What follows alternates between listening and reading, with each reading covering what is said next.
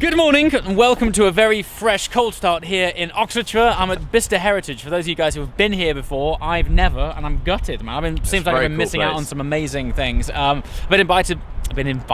It's that cold, my lips don't articulate properly. Been invited back here by the guys at Bicester to make a proper video, and I will because it's amazing here. It's unbelievable.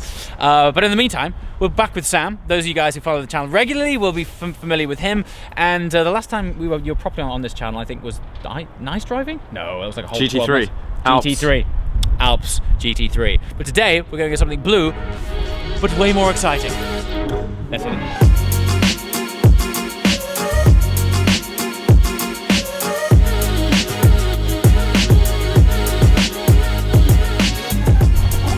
As far as eventful things go, even in the cold, in the wet, opening the door to a Ferrari F40 is somewhat of an occasion. Now there is actually a boot in these cars, but it's somewhat of a pain, and often there's a spare wheel in there that we're going to get into. So just quickly, what's the name of the blue on this car? It's one I sort of like made up. Yeah. So I took like TDF and was like, that's too dark. Yeah. So we made it a bit lighter. So this is a bespoke blue. This is bespoke blue. As far as we're aware, there's probably only 3 F40s that we're aware of in blue. Yeah, something like that. Yeah. This being one, so this is very, very special. And you can see the weave through the dirt when it's clean. That's the sign of a good job. It's been driven a bit, yeah. Oh man, that's so good. I know this might sound a bit obvious, but you can feel how light this thing is. That door is. It's hard to convey weight on a video. It's that bit there. Pull the middle here. Hard. There. And then quite hard. Give it a good bang. See, well, this is what's great. So a minute ago, Sam and I just had breakfast, and we were just talking about the joys of older cars. Yeah. And I mean, for example, we haven't even turned this on yet, and already it's an occasion. Trying to work out how to close the door properly. Normally it's the driver saying, it's not shut. Shut it. It's not shut. Little known detail, if you're not too sure if your F40 door's closed, you can look in the wing mirror and just check out the panel alignment there. See, I've cocked that one up, look. See, that might look typical Ferrari, but it's actually better than that. It's actually better than that. So I'm going to align the door and let's get on the road. One of the essential features in a old Ferrari is Waze, because it gives you the speed you're doing in miles per hour, because this speedo is in kilometers an hour for one, and also, as you can probably see, I don't know, it's saying we're doing 30-ish? I don't know whether that's probably about right, but it does this. And you can't really read it. Which speed zone? So in the old 911 and in this, I use that as my speedo. Amazing. The wonders of modern technology. True hybrid right there. So I turn the heating up to maybe clear this windscreen a little bit. So, dogleg gear shift. Yes, funny story. The first time I got in this car, on cold tyres, in the wet, there is a screen heater somewhere. Ooh. So look, these are the things that you forget. You take for granted in modern day cars that you can just turn on the aircon and demist your screen.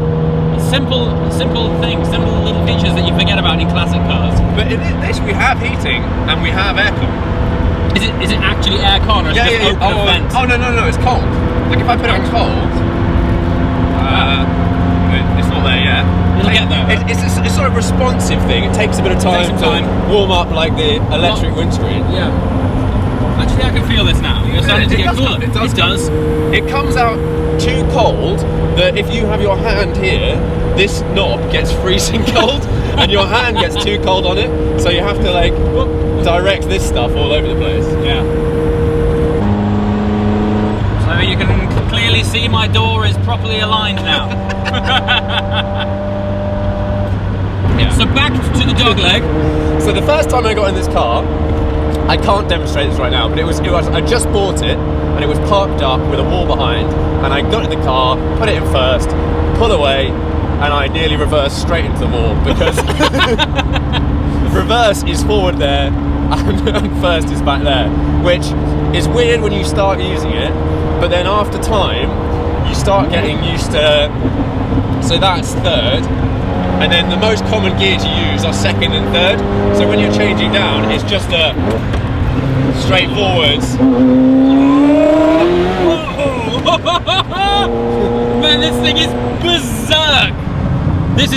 absolutely bonkers.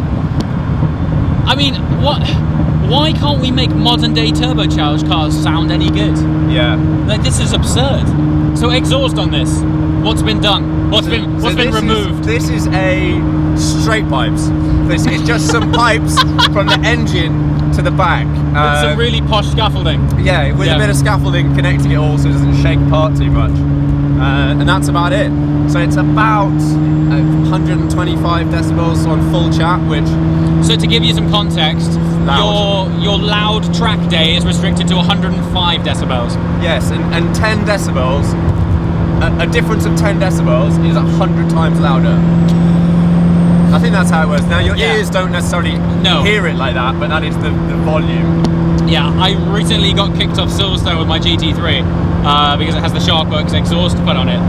The noise restriction on the day was 105. The GT3 was running 107, and the guy that very politely asked me to leave said the difference between 105 and 107 is almost double.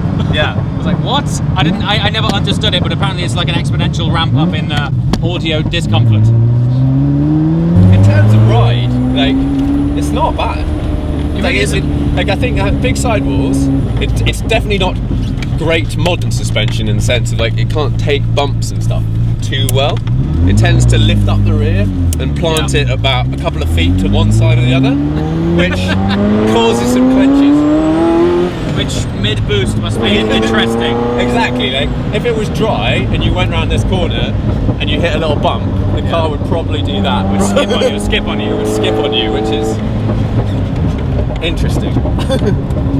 Today is not the day. There is a sound of this car sucking in the entire environment. Yeah. It's so satisfying to feel it come on boost. It really is. You ready?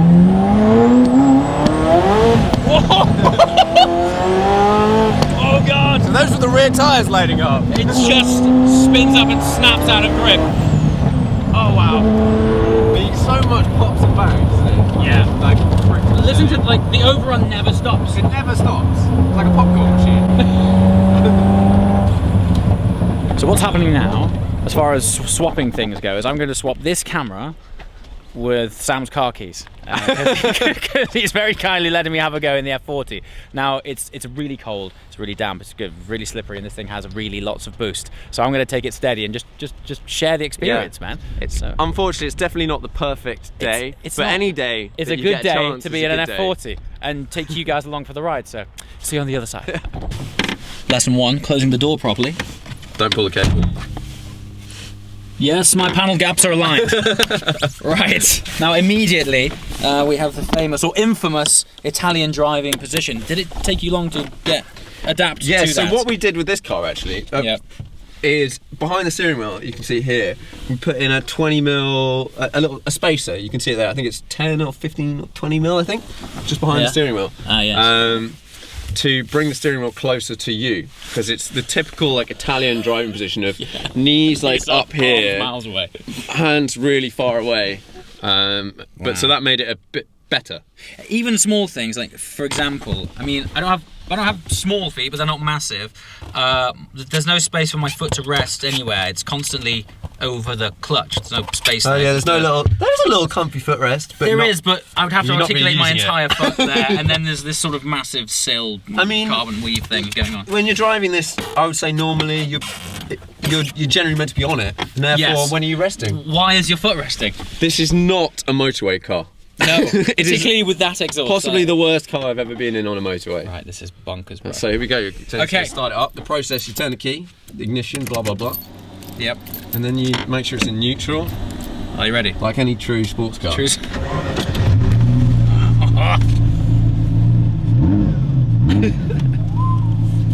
Now, as far as organic goes, this is well up there.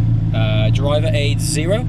Driver aid 0. Driver aid 0. Yeah, what we mean by that is no traction control, no ABS. No. Lots of boost to assist you. It's got lots of shove, but not a lot of stop. Like, the brakes are really awful. Just what you need. Okay, to convey, clutch is heavy. Clutch is heavy. So can you compare it to anything? It's the heaviest I've driven. I once drove a 575 Maranello, had a very similar clutch weight, which is, it's like a gym workout. I found this was the first car I've ever driven where I started putting it in neutral at lights. Yeah, I bet. Because it was like that extra force, and people drive, someone who've never driven, like my GT3 RS, they think that's quite heavy, and I don't think of that heavy. So this is really, this is really heavy. And another lack of assistance, no power steering either. Yeah, no power steering. So, and as you organic. can see, this nice angle here. If you've driven most cars, this angle is more like this. Much more upright. This feels very weird. It's like a go-kart. Yeah, I was just about to say, if you've ever driven a go-kart, you know how it has that sort of pitched forward wheel? Yeah. That's what this is like. Anyway, this is ridiculous. What's the biting point? We're all cool. Oh, so it's not like a Carrera GT then? No, the clutch is fine. You can pull away with no clutch, but yeah, it's not a massive issue either way. Oh man, you can feel how light this thing is, man. Even just like going down the road, you feel the like everything's sort of jiggling everywhere. Weight-wise, I was talking to the guys today, and it would be really good to weigh this car. Yeah, because it's something like 1,200 kilos. That'll do. Good lord. And it's still like 100%. These are not good conditions because you feel like it's dry, but it's really not. And you keep just like looking at the road surface, and you can see it's like slightly greasy, which is very. That overrun is hilarious. Just listen to this. Oh, the boost feels amazing. When the tyres are warm on this and you have like warm tarmac, it must be incredible. It's an unreal experience, and it's an interesting part of it is it's such an unreal experience at relatively low speeds. Like it feels so fast. Yes. At 50. Like you don't. That is it's bonkers. Oh man, the engine's incredible.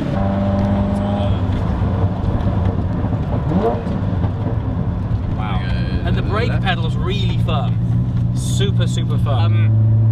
Yeah, I mean, we've been saying this for quite some time, that is the way forwards backwards in terms of enjoyment. If you put your foot down enough, you definitely end up going backwards. We've got to come back when the summer comes around. Yeah. And it's just like, it's so raw. I feel that is, for the audience, 10% throttle. Yeah. Madness. Like it's properly like fast, modern day car fast. It is. But like, you know, if you crash, you're dead. You try and brake, you might lock up the brakes and slide off the road. You out. Yeah. If you go over a bump, the car might just split you out. Wow. Just the interaction with the box, man, being able to match up and actually. So you can. The actual placement of the pedals is alright. It totally works. It's fine. Asian. Bloody loud though. It's so loud. And that when you change down and let it off.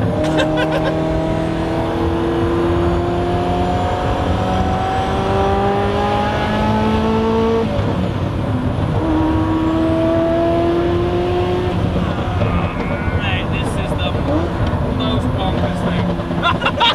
Have you heard it? Have you heard that?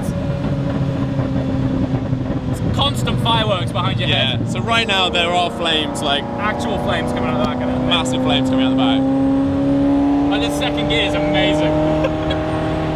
It's third to second, it's such a sweet. Yeah, that is gorgeous, isn't it? Oh, and something else that has highlighted to me how much modern day cars numb the experience. This thing's all over the road. It's constantly like following tram lines, but it's great. You feel so part of it, you know? And yeah, like the way I treat this car is like, it doesn't get driven very often, but I sort of come up normally on a summer day and take it out for half an hour, drive it quickly, have an awesome time, put it back in the garage, and like live with those memories for 6 months. Oh, I love this. Also, something cool is when you do heel toe and you do match up, it feels like it's actually assisting that shift to going a lot smoother. Yes, whereas definitely. in modern day cars, because of the synchromesh, I know it's helpful in terms of like weight management and, you know, making it a bit smoother. But in this, it almost feels essential. Yeah, it's like if you're in a modern BMW or something that not many are manual, but and you just change from fourth to third, it doesn't really matter. It's just whatever. No. Like here, if you'll blip it as it goes through, you feel it release. Releasing slot in. It's like it opens the gate for you almost. Yeah. Just literally, it opens with your foot. Like as you depress with your foot, it like just like slots in.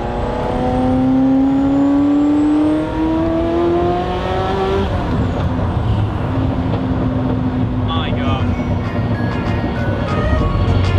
It's an absurd piece of kit.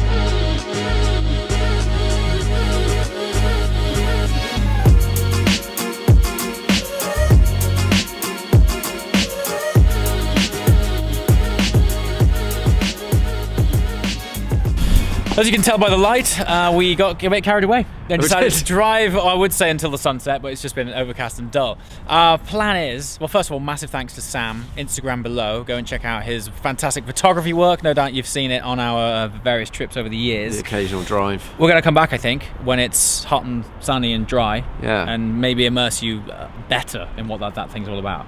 But I couldn't pass up with that opportunity to share it with you because it's not every day you get to go in an F40. So that's good. Thanks very much. Yeah, we're just reminiscing about how older cars are more interesting. Yeah. Off the back of starting this Modern Classics series, which is majoritively thanks to you guys. After I filmed the M3 CSL, these guys went nuts. They were like, drive this, drive this, drive this. So we've done M3 CSL, SCUDERIA, and it's ramped up really quickly, a SCUDERIA and F40. But we're going to explore all sorts of things. So more comments below. We're going to look at more cars. The more I think about it, it's endless. It is. And the more, we've been saying this for quite a while, but we do think the way forwards might be backwards. Yeah. Yeah. More on that soon. As always, thanks for watching. We shall see you next time. Ciao.